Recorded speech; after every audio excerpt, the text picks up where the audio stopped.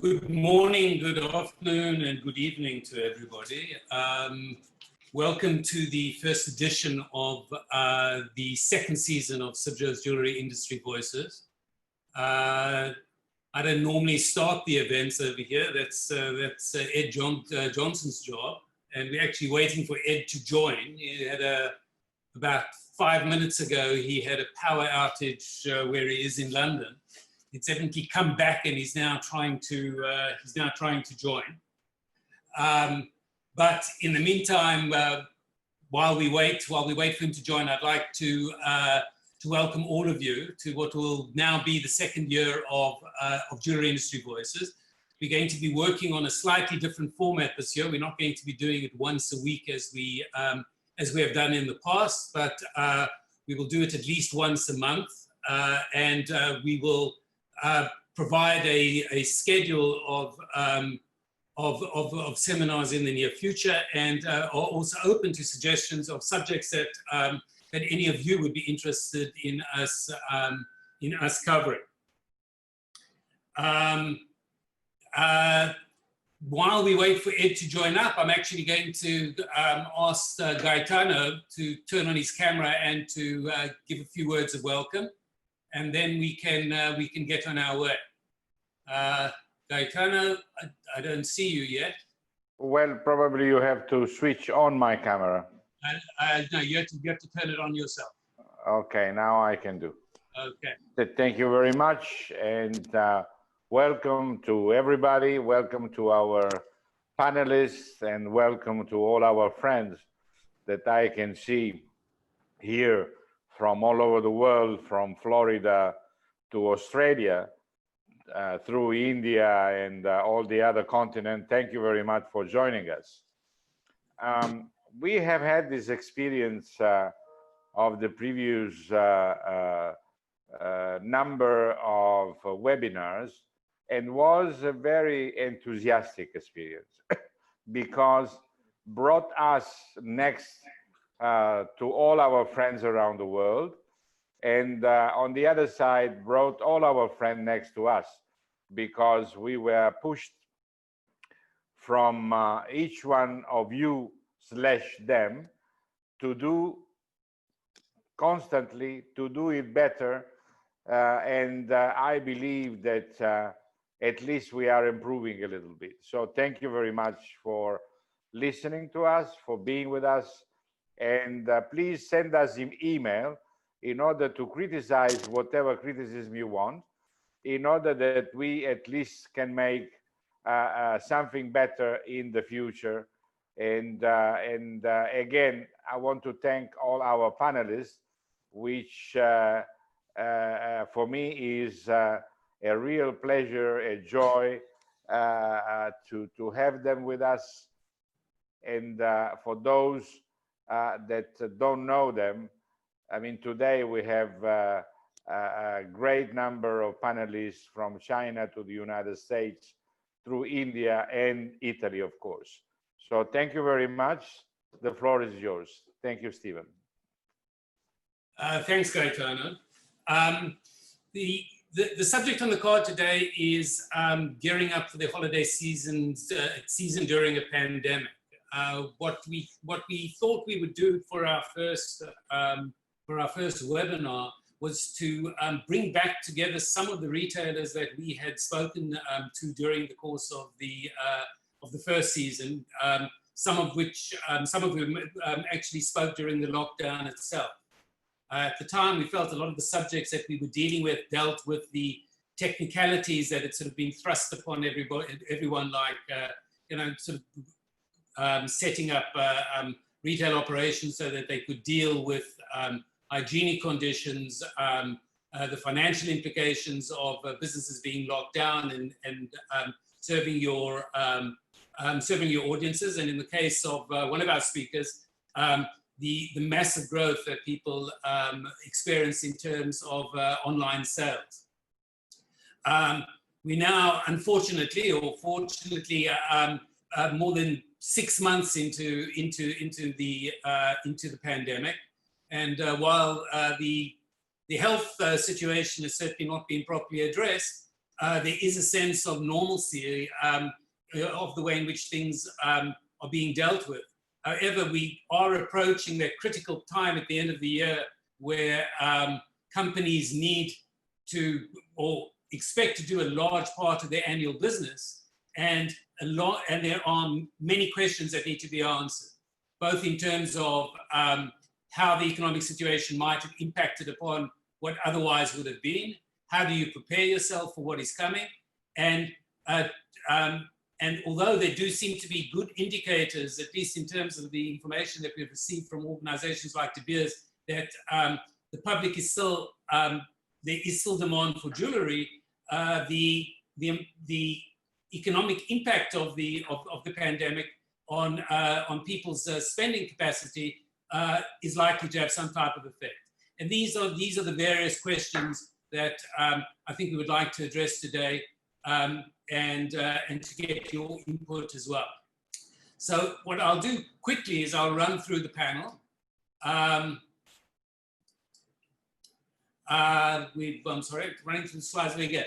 First, we have John Carter, that when we spoke to him previously was in a different role, but today he is chair of the AGS Laboratories Council in the United States, and is also a jeweler himself, being the owner of Jack Lewis Jewelers in Bloomington, Illinois, in the US. Welcome, John. Next, Anantha Padmanabhan, who is chairman of the All India German Jewelry Domestic Council, which is an All India association that brings under its umbrella retailers from around the country, and himself also is a jeweler. Moving on then to Stephen Tranquilli, who is chief executive of Federpreziosi Confcommercio, the Italian Association of Jewelry, Silverware and Watches Enterprise, who will be representing on this panel the European jewelry retail industry. And finally, Alan Chan, who is the general manager of the Group Branding Center Chai Tai Fook Jewelry, the largest jewelry chain both in China and Hong Kong, with offices throughout other parts of Asia and also the United States. And let us maybe kick off immediately with Alan. We're now 6 months later since we last spoke. I mean, but since we last spoke to you in April or May, how have you seen business develop over that period? You might have to unmute yourself if you're not. Yes. Hi, everyone. China was the first one to be hit by the pandemic, and gradually China is picking up. And I think we start from March, April, and then the business is coming back step by step. It's not a huge jump from the first month, but we can see from the past 6 months, the business coming back, and also in terms of consumer ambience, and also for the traffic in the shopping mall, and also for the jewelry industry, we can see the business is gradually coming back. I see we have Ed back with us over here. So Ed, I will hand over the reins to you. Thank you very much. Thank you. Slight blip there. Can everybody hear me okay? I'm back now, I think. Yes, you are. Thank you. Apologies. I'm sure I missed lots of fun at the beginning. Hello to everybody. Welcome to everybody joining. So thanks for that, Alan. You're right. China was the first to be affected and also the first to have recovered. And in terms of a country that also had a particularly long lockdown, that would be Italy. So Stephen, could we turn to you? How have your members at Federpreziosi, and you might want to unmute yourself, how have the members at Federpreziosi reacted during this crisis? Oh, thank you. Good evening to everyone. Oh, very well. I think that also business is going much better than we thought in May. So I can say that our retailers have had during a long lockdown in Italy, more than 70 days, a sort of an electro shock. So they really reacted very well. They took a couple of weeks to put in safe their shops and give to the customers the sensation that the shop was really sure for them. And afterwards, they started connecting with customers in a very good way. They reacted very, very well. And I think that, as I said before, business went on much, much better than we thought. And slowly it's going on better and better. We got only a few problems with tourists, especially in downtown, in main downtowns, especially Venice, Milan, Florence, and Rome, where we haven't got a lot of tourists. But something that we have noted, that the feedback they gave me, that Italian customers are going back to the shops. So we are in connection also with other trade associations in Italy. We want to start to communicate much better what's happening in the jewellery industry. So I think it's a good opportunity for us. What I say to my members is that they're going to start to react, and as you say around in English, you've got to get houses moving as soon as possible if you want to not only survive, but you want to live in industry. So if things are going better, we've got to try to make a treasure of what's happening for the next few weeks, preparing for what will happen at the end of the year. Okay, John. Okay, Ed. So that's what we think now. Going on much better, and we look forward for better situation. Great, thank you. It's good to hear. I like your message there. You know, it's an important time to get your house in order. And thinking about getting your house in order, the staff and looking after your staff is crucial to any enterprise during a crisis. And Babu, sir, if we can turn to you in Chennai. Yes. I remember when we first spoke in April, you were most concerned about the welfare of your staff. Yeah. So looking now back 4 months since we last spoke, and by the way, thank you so much for joining us again from India. Yes. How have you retained your staff, but also allowed them to grow, especially in a time when business was not as strong as in previous years? See, from the angle of our council, All India Gem and Jewellery Domestic Council, during the lockdown, what we did was we started collecting funds from across the jewelers, from everybody from north, south, east, and west. And what we did was we contributed $70 per salesman, per workman, that is goldsmiths, per goldsmiths. And not only we, but other organizations like CIBJO, GJPC, and also big corporate houses. So everybody came forward and started contributing $70 per each goldsmith, which was very beneficial to them. And otherwise, even we from our NAC jewelers, we were taking care of our salespeople. We paid them the salaries during the lockdown period. And the sales, see, April was washed out, May was washed out. June, we had around 10% of sales when we opened up. And again, there was a lockdown. July, again, there was a little lockdown. And then again, our sales went up by another 5%, 15%. And finally, August, we worked all the 30 days and business has picked up to 35%. But we are giving first priority to all our salespeople. We are taking care of their health. We are covering them insurance. That's the thing that we have tied up with one or two insurance companies, and we are spreading the word to everybody through the organization, through our domestic council. And a lot of employees are getting insured. So that's a great job that we have done, protecting not only our salespeople but also the workforce. Yeah, that's good. So what you're telling me there is August you were about 35%. You mean that's 35% of business compared to same period last year? Yeah, yes, you're right. Well, you're right. What's good to hear from you there is a steady increase month after month. The business is coming back. It's slow, but it is coming back. Yeah, that's a fortunate thing. That's nice to hear. Thank you. Let's turn to the US, the main market for retail sales of jewelry. And John, if we can bring you in, welcome back from Bloomington, Illinois. Now, of course, we've seen a lot of activity in the US, both economic and political recently, but let's focus on the positive that your stock markets in the US are at record highs now. Yeah. So how is that reflected for you with your customers and business in your store?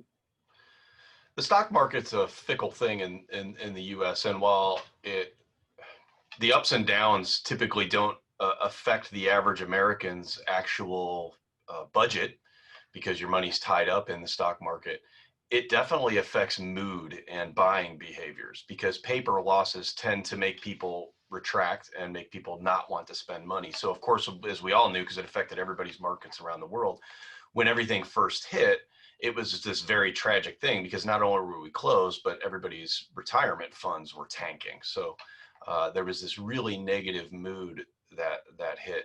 As we started to see some positivity, and people during the shutdown, my experience was people still had happy occasions and wanted to spend money. And then so when we didn't have nearly as lengthy of a lockdown as our friends in Italy had, and sounds like I didn't realize India's shutdown had been so significant too. But we were open back for business about the end of May. And then, as you alluded to, we had some of our civil unrest that happened at the beginning of June. So we were open for about a week, had some of that, had to shut down for some additional time because of that. But honestly, once we hit early June, and this isn't just my business, this is just my colleagues that I'm speaking to. For those of you who are still kind of getting ready around the world to get going, look to your optimistic American friends. Business really did pick back up, as Stephen alluded to too a little bit. It picked up really where it left off. And many of the stores that I'm talking to had record Julys, record Augusts, and meaning not just beating last year, but records for their businesses. So there's this pent up demand. Ed, as you and I were discussing the other day, our industry is ancient. People will always seek our services to adorn special occasions. And that really is coming full circle, even at the tail end of this pandemic. Great. Thank you. That's so good to hear. We'll touch a little bit more on consumer demand later on in this chat, but thanks for that. And also thanks for bringing up the tone of the conversation with your jacket and tie today. That's much appreciated. I don't know. I thought we were all wearing ties. I don't know. No, I didn't get the memo, obviously. Well, next time I expect better. That's okay. Let's turn also to the holiday and the sales periods, these seasonal sales periods that occur throughout the year. And let's stay with you, John, in the US as we think about this, because inventory levels and replacement orders are some of the biggest, most crucial decisions you have to make at this time before Thanksgiving and Christmas. Thanksgiving is end of November, if I'm right, and then Christmas is end of December. So how are you assessing your inventory levels and replacement orders now? In a word, carefully. This is the year to be very judicious on what you do and don't spend. But for our supplier friends out there, I hope that you take heed for this, or take some comfort in this, is that the successful retailers really need to also spend some time replacing the things that are their cash cows, right? It's tempting right now to just say, well, we don't know what the future is going to bring, so we're over inventoried, so we'll just sell what we have and then we won't replace other things. For us, it's a delicate balance, particularly in 2020 because of the uncertainty. So we want to make sure not to overdo things inventory wise. So analyzing our buying reports and current on-hand stock and managing fast sellers versus aged inventory is more crucial than ever. But you don't want to take the extreme stance of just selling what you have and then going into the fourth quarter and not being prepared. As our friends in India and Italy and the manufacturing countries that are important to what we do here in the States, where as they start to get ramped up and produce more merchandise, it is going to be essential to go into this holiday season and have full cases. Not necessarily overly full, as we've been able to do in the past, but we're making sure not to skimp on the items that we know are going to generate revenue without overdoing it and overfeeding certain categories that could cause us problems down the road, given if there's another shutdown or if there's some political uncertainty with our elections, et cetera. Yeah, okay. We've got a question in the chat here from Antoinette Matlins, and she asks, you spoke about your business earlier. Was that online or in store? How much of your business is generated online and how much in store? Very little of my business is online. An excellent question. Thank you, Antoinette, for that. Little of my business was online, but I'm in middle America, right? So I'm to give everybody an idea, I'm about 2 hours south of Chicago. And so where we were while our community was shut down, I would still hear every day the number for my business was forwarded to my cell phone. So I was answering and handling customers one by one and doing what it took. If they had a birthday or an anniversary, sometimes it meant delivering it to their house and leaving it in their mailbox, perfectly sanitized. Sometimes it meant visiting them at the store and dropping it off in their passenger side window. I was amazed at how much of that business we had done. We did add some online services such as no-touch payment systems where I could just text them a payment link and they could pay right online. And then I could literally just walk the thing out, put it in their front seat, and they could drive away. But in terms of actual online sales where they would click on it and we would ship it to their house, it was fairly minimal. We didn't do a lot of that. Okay. All right. Thanks. We spoke earlier in the week and we talked about prices for you during the pandemic. The average prices you found had gone up, which was very heartening to hear. What do you see as being the trend for price points that attract your customers now going into the holiday period? Do you think it'll remain upbeat like that? I do, because for me, as we alluded to in the first seminar in this series, and I think successfully predicted at that time, one of the things I was optimistic about in my community was people not taking trips. For the first time ever, we're not really competing with the travel industry, which is bad if your store is in a destination city. But for people like me, where they leave and go elsewhere in the world, they may take a trip to Europe or to Asia. They're not doing that. So people had these $10,000 and $20,000 trips that were booked. That money was refunded. They still want to celebrate the anniversary or the birthday that they were traveling. And so what they're doing is they're taking that money and buying a significant piece of jewelry, which they might not have done for a 59th birthday. Maybe they would have saved that for the 60th birthday. Yeah. So yes, average price point has gone up because of this influx of money, because I'm not competing with the travel industry, probably for the only time this will ever happen in our careers. Well, and it's important to note that for retailers. And I remember that De Beers are putting out insight reports. Usually they do these annually, but they're doing flash ones recently. And they put one out, I think, a couple of weeks ago, one of their Diamond Insight flash reports from De Beers. People can find them online. And they've been surveying 500 people since the lockdown started, consumers, about their jewelry spending habits. And in the last report, they noted that 1 in 8 of their 500 surveyed jewelry consumers who had extra funds as a result of cancelling travel plans said they would consider spending it on a diamond instead. That's 1 in 8 who had cancelled travel plans. Now that's good market for jewelers. As you said, it's good for somebody in a place that's not a destination, but sadly that's not good for jewelers that are in destinations, especially tourist destinations. And Rome and Italy is one of the largest tourist destination in the countries. I was going to turn to Stephen, but John, you had I would just say, I'll just take 15 seconds, and I would just say that it's essential that for a lot of times these couples are people that don't think of jewelry to celebrate their happy occasions, right? And so this is our chance to convert them into jewelry people, pardon me.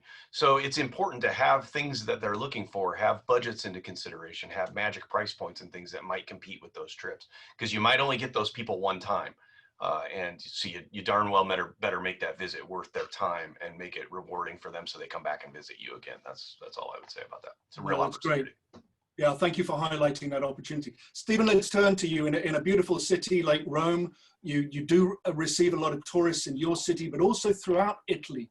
So how have Italian retailers been preparing for the upcoming holiday sales seasons? Because I'm sure that those that relied on tourist traffic didn't have as good a summer as they usually enjoy. Yeah, thank you, Ed.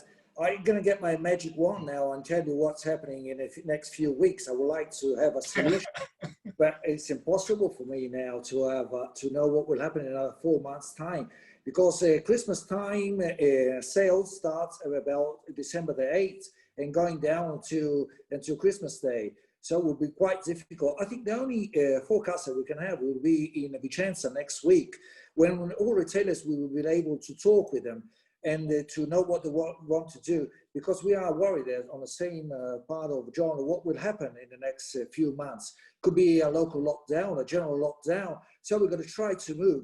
But the answer, the question I would like to make to you, to John, you said that they survived, that the BS made said that 1 person on 8 that decided to travel and didn't travel entered in our shops. But what we're going to do with the other 7?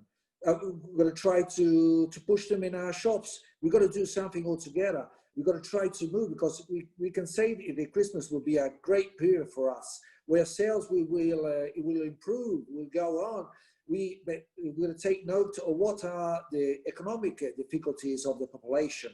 And we're going to try to push people inside our shops, literally push them inside our shop and say to them that we haven't got only high-level jewelers, but also medium and low-level jewelers. That's the main aim that we're going to do in a few next weeks. And afterwards, after Vicenza, I'm sure that we will have more particular forecast of what will happen in a few next weeks. That's very important for us. If things will change, it depends also on us. We've got to move ourselves. It's very, very important. And do the same thing that John did, that John has noted. See, if people came in or people came inside, we've got to try to move them again and try to move them with a good communication. Thank you. Absolutely. We've got to get those customers back. And you're right to highlight the need and the urgency, and we've already talked about this opportunity, but this time now is all about the upcoming festivals as well. And thinking about festivals, let's turn across the world to China and bring Alan back in from Chow Tai Fook. You've experienced recently this Chinese Valentine's Day, which I didn't know about until I was researching for our webinar today, or the Double Seventh Festival, which is the 7th day of the 7th lunar month. So this year it was on August 25th in China. How did Chow Tai Fook serve and connect with your customers for that festival, and how important is it for jewelry sales in China? Traditionally, the Chinese Valentine's Day is very important, and it's in the middle of the year. So normally the first peak season during the year may be Chinese New Year. So it's early in the year. In the middle of the year, Chinese Valentine's Day is very important. And last week, 25th of August, we after the lockdown, we tried some new ways to approach customers. And because during the lockdown, we experienced a lot of difficulties, but one opportunity came to us, like John just mentioned. People still have the demand for jewelry during the lockdown. And that's why in the past 3-4 months, we tried different ways to proactively reach customers. Because of lockdown, people not coming into the retail store. And what we did is to use different types of social media, for example, WeChat in China or WhatsApp in Hong Kong, to approach our customers. And then the second innovation is to do what we call the live streaming. So it's like I'm doing the live streaming right now and I'm showing you the product to my customer. And I invite all my customers to watch me during this live streaming. And the third tool we use is to use our online tool. If the customers are interested in the product, they can order it online, click it on our mobile application, and then we'll do the delivery to their home. So this is a new way. And for the Chinese Valentine's Day, we try to combine these two approaches. One is the offline retail promotion in our stores, but they're also supported by the technology. We did quite a lot of live streaming, online sales, and social media sales to proactively reaching out to our customers. Okay, and we'll talk a bit more about that live streaming maybe in a minute as well, but thinking still about those holiday and festival periods when consumers are really are ready to shop for jewelry. Alan, in China, the next one's coming up really a National Day and Mid-Autumn Festival, which is beginning of October, and then Chinese New Year as well. Is there anything in between that you're focused on? Yes, I think the lucky thing for us, we are combining the Chinese festivals together with the Western festivals. So Christmas and Valentine's Day are becoming more important in the past 3 to 5 years. So we have more opportunities to sell to our customers during these kind of festivals. And normally, the sales during the festivals are 3 times more than normal. So it's very important for us to have different types of festivals. We need to think about this maybe a little bit more in Europe and the States, because when I was researching for this webinar, I found out about all the different festivals, religious and cultural in China, and how many there are, and then also in India, even more in India. So Babu sir, can we turn to you over there in Chennai? Yeah. You're building up Yes. and preparing for the Indian wedding season, which really starts in mid-October. Yeah, you're right.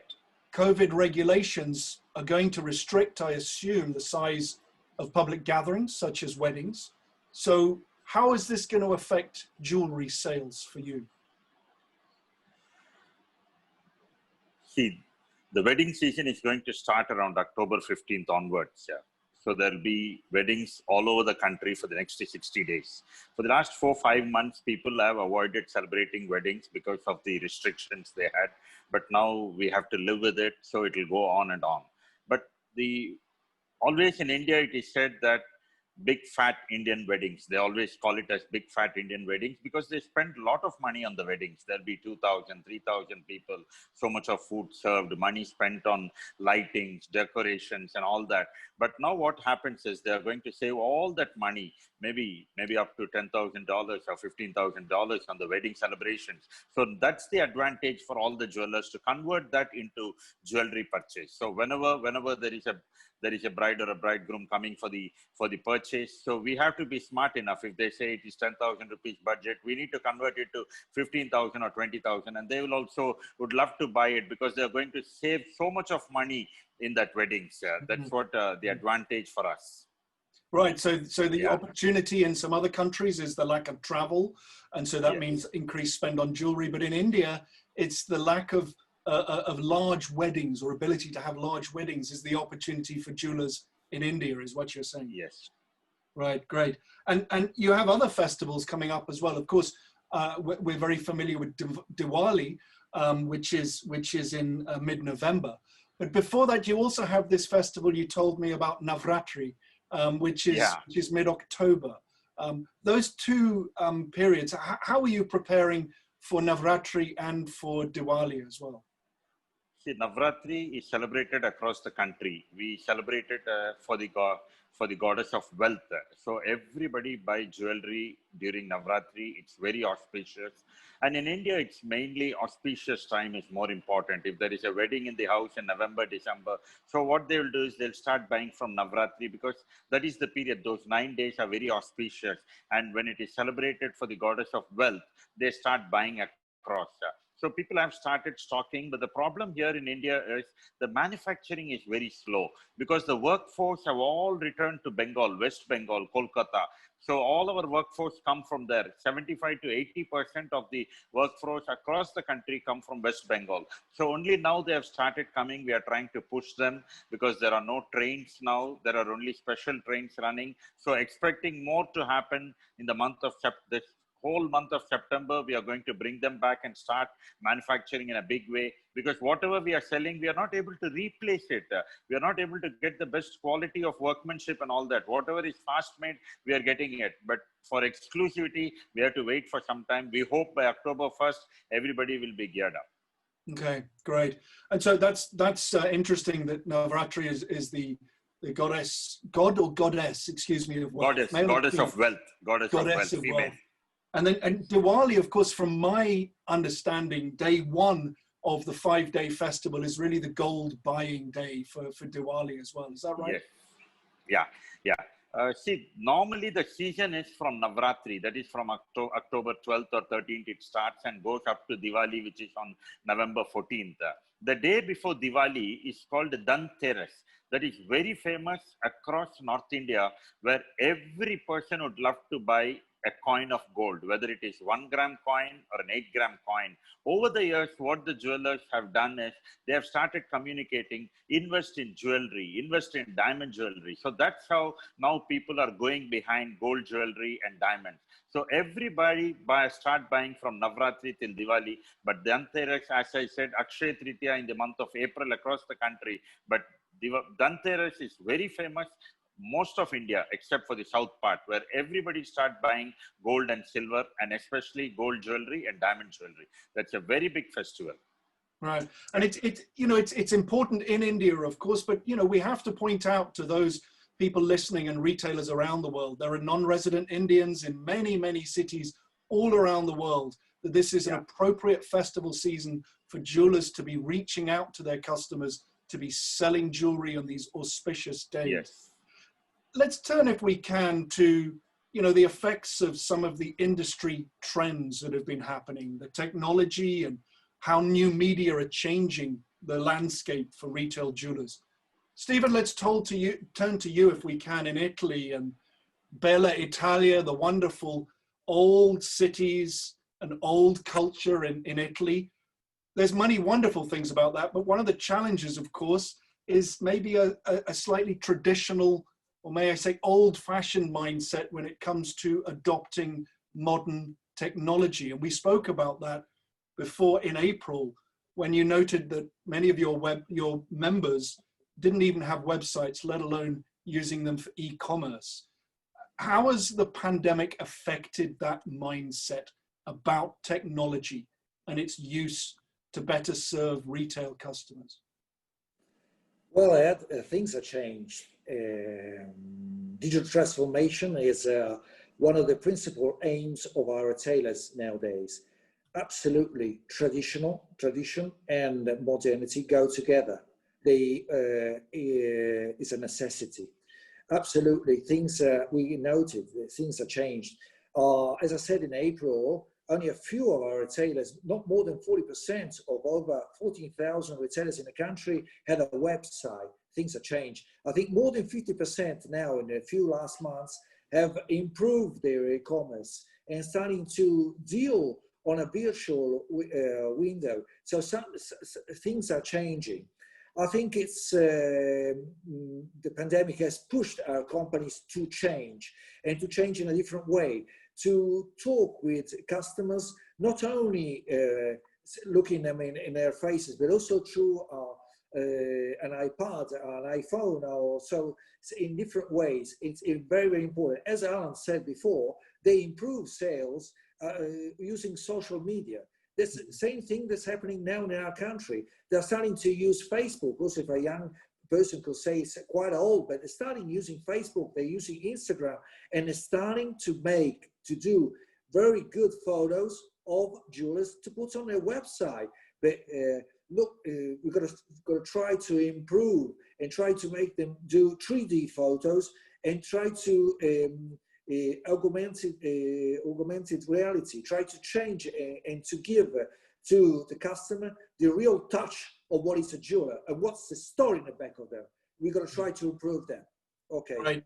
That's good to hear that there's movement in that direction. And turning across the world, Alan Chow Tai Fook has done so much work on your digital transformation. And tell us more. You spoke earlier about live streaming for Chow Tai Fook, and you had a live streaming festival in June. It's really not that widely used, to my knowledge, in US and Europe. It is increasing. Tell us a bit more about how you use live streaming to serve your customers. We began our e-commerce about 10 years ago, and mainly is putting our products on the website and waiting for customers to come in. And we also rely on the traffic on what we call a portal, like Alibaba or Tencent. That kind of place will bring traffic to us, to our e-shop. I would say that's the first generation of what we call our e-commerce. And right now it accounts for about 4 to 5% of our group's turnover on e-commerce. And the second generation of e-commerce is what we're trying to do is to do it through what we call live streaming.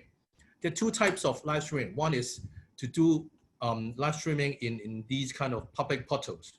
So we still work with the giants, and they would bring us the traffic, and then we convert the traffic into business. But what we're trying to do is what we call the private domain traffic, which is if I'm a salesperson, I've got 500 friends in my social media account. So we invite our staff, their friends, their customers to view this kind of live streaming. So the pool may be relatively small, maybe like 10 or 20,000 people watching the live streaming. But we found that this kind of selling, so normally they hold a limited edition product or special product or first release product, and they sell to their regular customers via this kind of live streaming. We found that the conversion rate is quite high. And it also supported by other technology like our mobile application and our logistics system, this kind of technology helping us to let the customer order online and then we deliver via our logistics system. I think there's one really interesting thing about what you've told us there is that when you're using this private domain traffic or private domain pool, you're tapping into the innate need and the old-fashioned need of the jeweler speaking directly with their customer.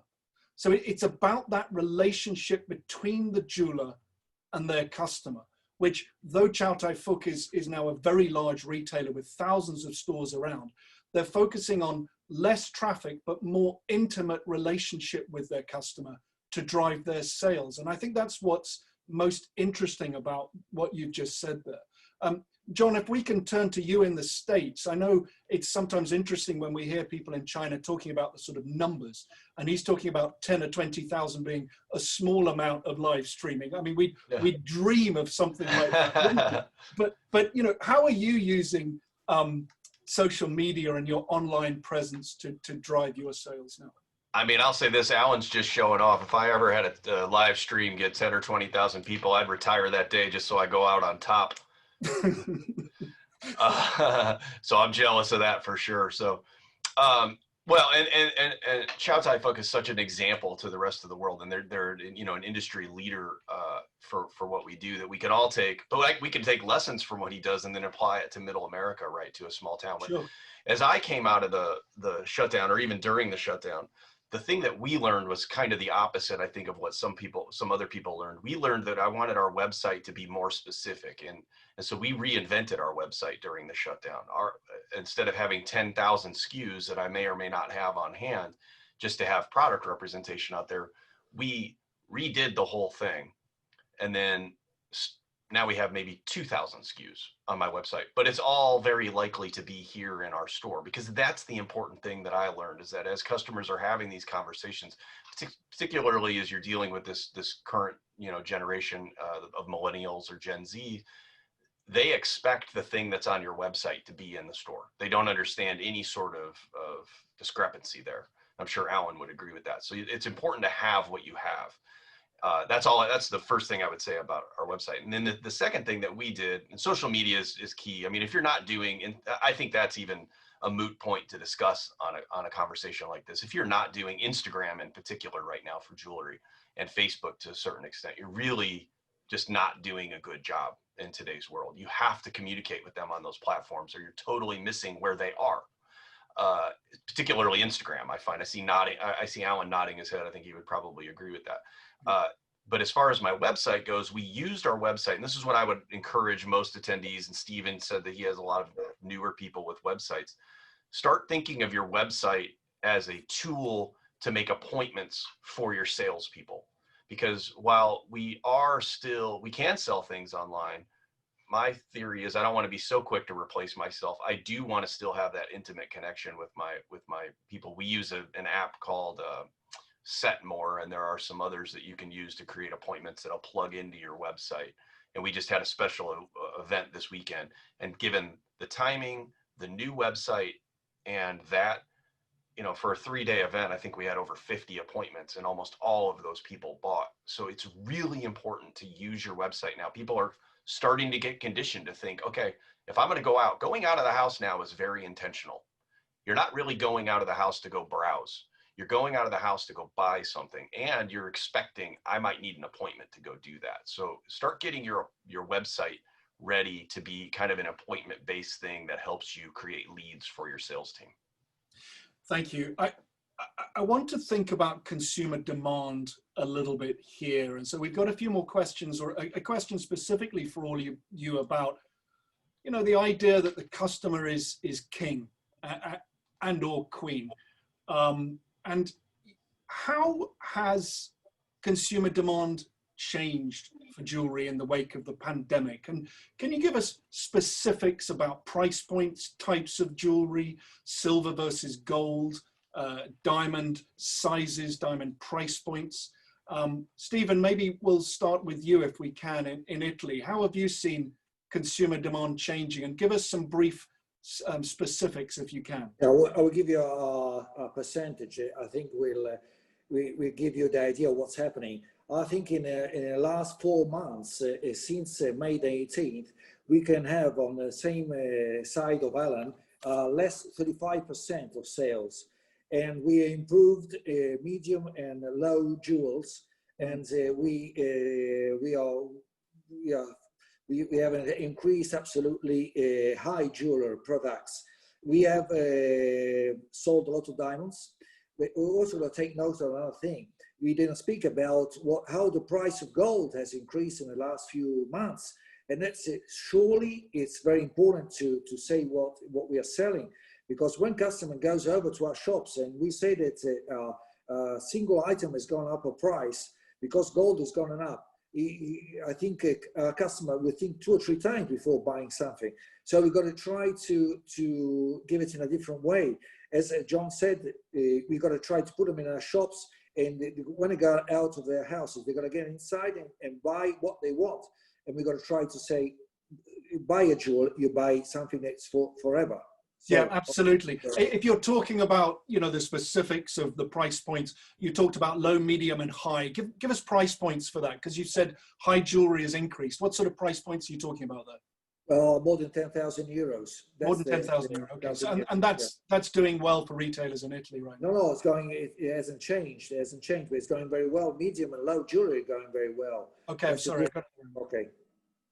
Okay, let's turn to India. Babu sir, if you're still with us, I can't see you, but I hope you're still there.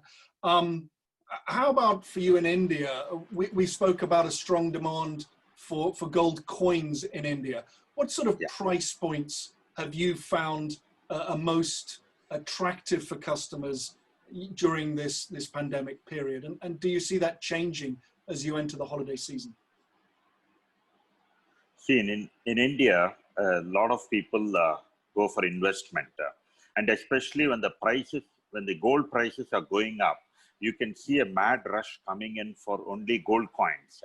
That's around, we call it as 8 grams, 22 karat gold coins, which we sell, which cost around $550.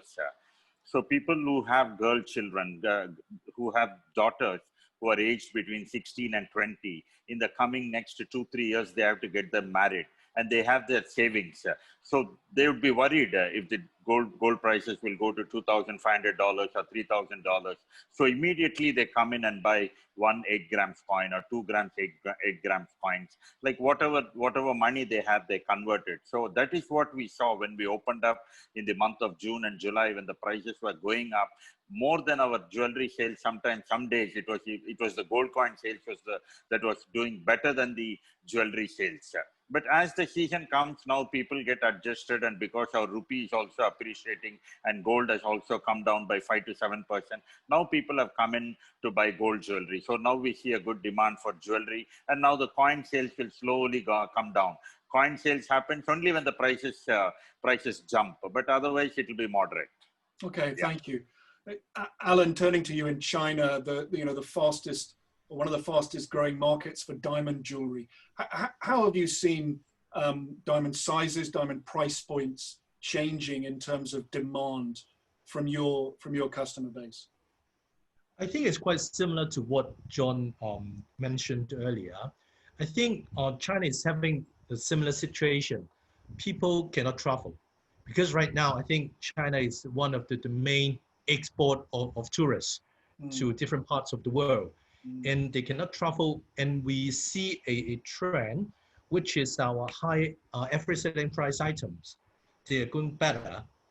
In particularly, I think we need to take note that gold price is in record high. For us, about 60% of our business is coming from gold jewelry. But it seems that our growth in the past 3 months, it comes from diamond jewelry. It's a positive sign to us, and also for higher price point items, they're performing better. So it's a good sign for us, and hope that we keep this trend. Good. I remember seeing early on in the pandemic that Chow Tai Fook had launched a token little pendant, a silver pendant. I can't remember, there was a whole campaign around it, and it had a name. Do you know what I'm talking about there, Alan? There was a little silver pendant which was promoted online through Chow Tai Fook stores. I couldn't remember exactly, but I know what you're talking about. We tried a little like an angel item. It's like a blessing. Yeah. So was there much increased demand for silver in the early days, and do you see that returning? Not really. I don't see a major trend coming for silver. We were still quite traditionally gold and diamond market. John, you had something. I have a question for Alan. Alan, are you seeing an increase maybe in demand on the Hearts on Fire side of things for high-end cut grade diamonds, ideal cut diamonds, things like that? Yes, I think people are more knowledgeable right now to ask more questions about diamond. So including the cut and including all the 4Cs and instead of just carat, because before that China is also, okay, I want to have 5,000 US for a carat of diamond without asking other questions. But we can see that our consumers are getting more information from maybe internet or from other media, and they ask more questions. Yeah, I ask because in my experience in my store is if people are going to spend money on a diamond right now, they want it to be the best. They want it, and by cut best here, meaning cut grade, is typically the way we sell diamonds in my store and in this part of the country. Yeah. Okay. Thanks for that, John. Alan, yes, Babu sir, please come in. Yeah. I just thought I'll share our experience about diamonds. See, last few months, what we have done is we have introduced affordable diamonds in our stores. So it ranges around $300 to $1,000. So what we try to do is we convert the small buys of gold studs, gold rings, all that we convert to diamonds. So these are all promotional activities that we try to do. So our diamond sales are also picking up. And when it comes to wedding set, again, we have introduced a set of diamond jewelry for the wedding, just priced at $10,000. So people come, they like it, they don't even bargain. Normally they bargain a lot, but when it comes to the fixed prices for one or two products, immediately they'll say, fine, we'll buy it. So that's what I thought I'll share. And also the other one I would like to share is just 15 seconds, silver jewelry. When you're talking about when you're asking Alan about silver jewelry is picking up like anything in India. It is multiplying, manyfold it's multiplying, because people want to wear silver jewelry. Previously, they used to go wear gold jewelry, but now because everywhere they can't wear gold is so expensive. So a lot of buying is happening in silver jewelry. So that's a big market today in India.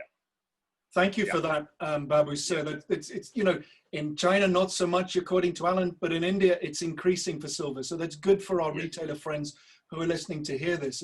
And Babu, it was nice to hear what you're doing to attract the customer and be flexible. And I'd like to ask a few questions to all of you about that, about how you're attracting your customers back into your stores and back to jewelry. Alan, Chow Tai Fook launched 2 new retail experiences, I guess we call them, during the pandemic. If you can, and if I can ask you to be a little bit brief, tell us more about the strategy behind those 2. I'm thinking about Z Plus especially. Yeah, I think I'll talk about what we call Z Plus. The Z generation is very important to us. And in China, what we call the 90s and the millennials, and these are the young customers. We did one trial 2 months ago, opened the first Z Plus store. The major characteristics of the store is in terms of size, is about half of the normal size of a store. It's like 60 to 70 square meters. And in terms of inventory, it's only 1/5 of the normal inventory. And in terms of staff, it's only half of the sales force we need. And how we sell our product is through different technology touch points in the store. We've got a few big panels, and like a light box size panel. It's a big panel. People can, the consumers can pick and choose and play around on panel, and our inventory choices are on the panel. So that means we don't have display everything in our retail store. And then consumers can play around and they can choose the product. If they have some products they like but not available in the store, they can place order and do the payment on the panel, and then we deliver to their home. So this is a new way of doing business, and we did our first trial, and the result was quite encouraging. It's great to hear about Z Plus. When we spoke the other day, what I found fascinating about that project is you were saying that as a company, you challenged yourselves to look at the traditional model of bigger being better and bigger being the way to build a business. And instead you came up with this sort of shrunk retail concept with half the retail size, half the space, half the staff, and 1/5 of the inventory. I mean, those are the three main expenses. So it sounds really interesting, and I'm sure people in other countries will be watching what's happening with Z Plus, and good luck with it, of course. John, why don't we turn to you in terms of what stores in the US are doing to make it easier for individual appointments and online customer appointments and bringing people back into the stores? Well, as I alluded to earlier, actually using your website as the vehicle for them to make the appointment, and then tailoring. My business is almost 100% digital in terms of marketing now. So the beauty of that process is that I can run a digital ad on digital radio, or I can run it on social media, and then the link or the landing page takes them directly to that appointment page. And that's far better than in the past, where you would have traditional radio where they would drive down the road and then there's no way for them to make that call of action, right? And so right now, I think one advantage that should come out of this, it should be a fairly long-term thing, would be that customers are going to start to get used to being able to make appointments at a jewelry store. And I think a lot of people prefer that. So that's really important. And for me, it's just all that digital marketing that I said isn't just buy. We took kind of a hard look at ourselves during the shutdown, as really just pretty much everybody did around the world, and just kind of realized what was important. And for us is that when customers walk into our stores or visit our websites, or they come to us for a need, as we say in our store, they're always coming to us for the same reason, more or less. 99% of the time, the root of why they're there is because of love. And maybe they're in love. Maybe they want to show somebody that they love them. Maybe it's a gift for their mother, but it's love, right? And so we wanted to celebrate that our jewelry has meaning. It's what we do is more than shiny metals and sparkly rocks. We sell symbols of meaning that give them a way to express themselves without actually saying anything. And that's the beauty of our industry. That's why our industry is ancient. That's why our industry will survive well past this. Is those of us who understand that and then use our marketing to do that. So we did a whole series of videos on our Instagram page. If you visit us on Instagram, it's just Jack Lewis Jewelers.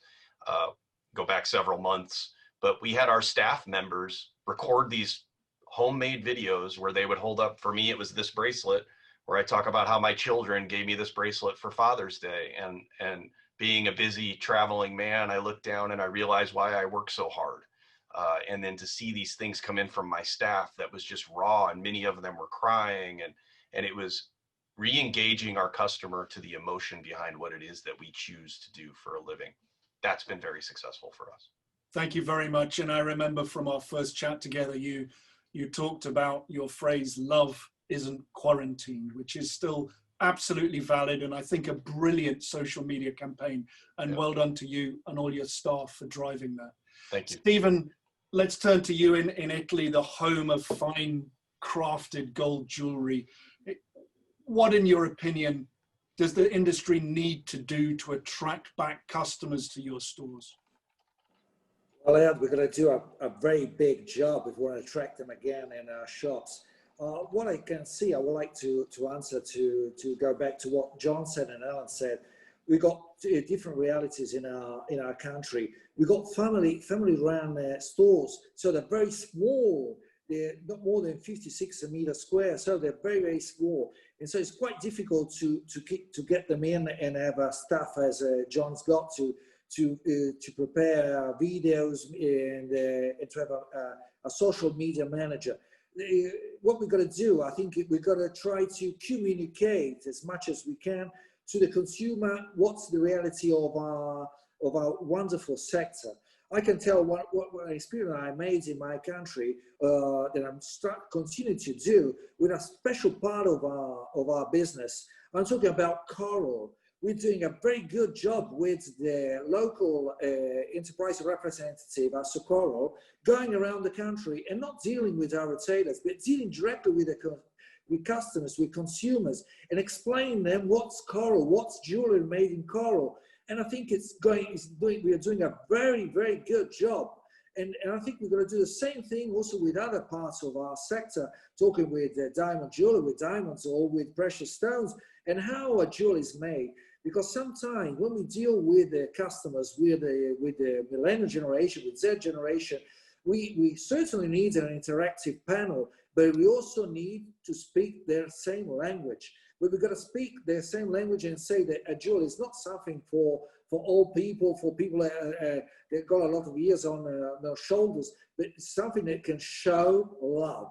Love, John talked about love. And so we're going to try to improve that, communicate it, and do more professional training to all the business. Yeah, thank you, Stephen. And that's interesting that you bring up the concept of coral, precious coral, as we like to call it at CIBJO.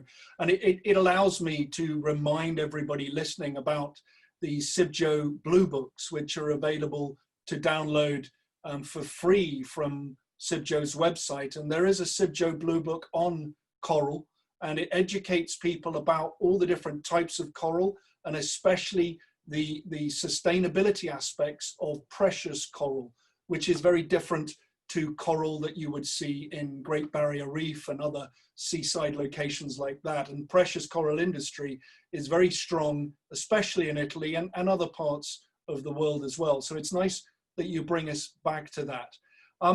Let's finish up. We're turning the hour now, and as we said, we really are trying to get these finished as close as possible to the hour now. We just wanted to ask, I think we've just got time for one final question, just cutting the corner a little bit here. I'd like to turn to you all for a very quick one-word description of your mood at this current time about the jewelry business. So all I'm asking for is one word from each of you in turn. And before we get to that, can I remind everybody listening, please, if you have any questions, now is a great time to pop them into the Q&A box, because we'll have a few minutes to put them to the panelists. So your one-word description of your mood about the jewelry business at the moment. Babu, sir, I see your microphone is off and you're poised and ready. Yeah. The mood here is upbeat. Whatever has happened in August, we are very positive. Upbeat. Thank you very much, Babu, sir. Upbeat. Alan, can I turn to you for your one word? Opportunity. We can see opportunities coming up. Excellent. Less travel, more business inside China. John, your one word. I'm going to cheat. I need 2 words. I am hopeful and optimistic. Well, we knew you couldn't go without optimistic, John, so we'll let you have the second one. And I'm American, so I got to have more than one word. That's fine. We'll let you off. And last but not least, Stephen, your one word description. Look to future, but with new ideas, innovation and developments, and you got to smile. Always smile, as John has done all during this last hour. Smile. I'm going to allow you to. Innovation and smile. That's what you can have there, Steve. It's great. Thank you so much. Listen, let's have a look at what questions we have in the Q&A here. We have one here from Maya Dave. Talking about the supply chain for jewelry and loose gemstones, for which India and China are the main sources. How are the political tensions between US and China and India and China affecting these supply chains? Who would like to tackle that one? A little bit political there, but how do you find your supply chains for goods? Babu sir. Yeah, see, at present, India is on the advantageous side because India, China, it's just a mild tension is happening, which we are very confident that our Prime Minister will be able to handle it and take it positive because he knows what the economy and what is the requirement, because already we are in a very bad shape. So China also in the same way, but US and China, that's a bigger thing. Maybe it may go on till the elections, but here the supply chain, everything is fine. Only thing, the labor is not available. That will pick up in the coming days. John, how have your supply chain for goods coming in from overseas been during this time? Has there been any effect, especially of the political tensions? I wouldn't attribute them to the political tensions. I don't think I don't feel that as much on my level.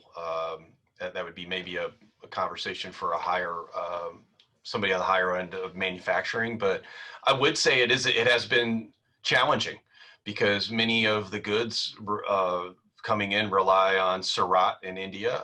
That's very, very key. Obviously, China plays a key role into much coming in. To me, it's more on my wearing my AGS hat. We're seeing more of a shortage of diamonds rough being produced, which is creating kind of an issue of finding diamonds for replacement for stock. That's a bigger issue to me right now than any of the political tensions between the countries. Because guess what? There's always political tensions between countries and always political tensions between some of our countries that are on this call. And we just continue to plug away and do what we do. We're also business owners, and we will find other things to sell to our customers if it does affect that price chain or supply chain, excuse me. Okay, great. Thank you very much. Listen, we're really trying in this series to respect everybody's time and get it finished as close to the hour as possible. So I am most grateful to all of our panelists for your time today. Let's bring it up to a conclusion. Steve, if you could move the slides on. We wanted to tell everybody about the next Jewellery Industry Voices event. Next weekend, next Saturday, September 12th, we will be hosting an actual seminar, not just a webinar, but we're going to be live in person at what I consider a very brave event that's being held in Italy next week. Voice, which is the Vicenza Oro International Community Event, is taking place from the 12th to the 14th of September. It's organized by the Italian Exhibition Group, the group that normally runs the Vicenza Oro fairs. And it is the first international trade fair gathering since the pandemic struck. So we will be supporting IEG with 2 seminars on Saturday afternoon. The first one on CSR and sustainability in a post-COVID era. And we have a veritable who's who of members of the sustainability community in the jewelry industry, from UN, RJC, and the World Diamond Council, as well as Bulgari and Pomellato representatives. So please join us. You will need to register. And Global Compact. And Global Compact as well. Thank you so much, Signori. You will need to register. So please look for Vicenza Oro Voice event. You can find it at vicenzaoro.com and register and look for the events at Voice. The second seminar we will be running in the afternoon will be a very interesting discussion about the rise of Africa. A new generation finds its voice. very much discussing the fact that Africa is a source of talent and creativity and entrepreneurship, not just, as some people believe, just a source of our gold and diamonds. So please join us for that important conversation next Saturday, September 12th. Steve, you had something to add? Microphone, Steve. You'll need to unmute. Sorry about that. I just wanted to add that what we will do is, as soon as we get information, and we're dealing with this is going to be a hybrid event, so it's going to be streamed and also held live. And Ed and I have a meeting with their production team tomorrow, whereby after which hopefully we will be more intelligent ourselves exactly how it's going to work. But we will provide information both on the CIBJO website and we'll on the social media, and most probably also send out to the mailing list information about how you may connect to those seminars if you are interested. That's great, Steve. Yes, thank you very much for pointing that out. So please, if you're not on our mailing list, please make sure you are. We will endeavor to put any information we have in the follow-up email that goes out automatically from Zoom in a couple of days. It is important to point out that those events at Voice Event are not on Zoom. They will be on a different platform, which you will need to download and register for. But the instructions are all very clear on the Vicenza Oro website. We've come to the end of the first webinar of the second season of Jewelry Industry Voices. Gaetano, thank you for your support. Would you like to have a few words at the end? Well, first of all, I want to thank all the attendees that I saw here, that they were following with great attention. Thank you for that. On the other side, I want to thank these esteemed panelists, John, Alan, Anata, and Stephen, because, and this on personal basis, apart the institutional basis, because I learn a lot. As usual, I do every time we have webinar and we host this caliber of people. And overall, there is one element that is linked everybody, which is one common house, which is CIBJO, and we share the same principles, we share the same activities, we share the same feeling, and overall with the same passion how to do the business we do. Is important, but not so important, that a figure of 20,000 is a small figure in China, and the big figure in America usually was exactly the opposite. But still, you know, what we do with passion, and we do for all our people, and we are giving a big service to everybody as a social service. So thank you very much. Stephen, you need to unmute. We lost again. Right. Okay. I'm going to wrap it up over here, because as we started the webinar with Ed, Ed's power out and him not available, his power just went out again. Somehow the angels were looking upon him, and he lasted through all the way to the end. Is the lockdown in UK? Is the lockdown in UK? Anyway, first of all, thank you to all our panelists over here. It was enlightening, and we are educated. And for those that will be in Italy or be able to join us live in person, we'll be delighted to see you next week. Otherwise, online. Regarding our next webinar, we will publish a full schedule of webinars within the next 2 or 3 weeks.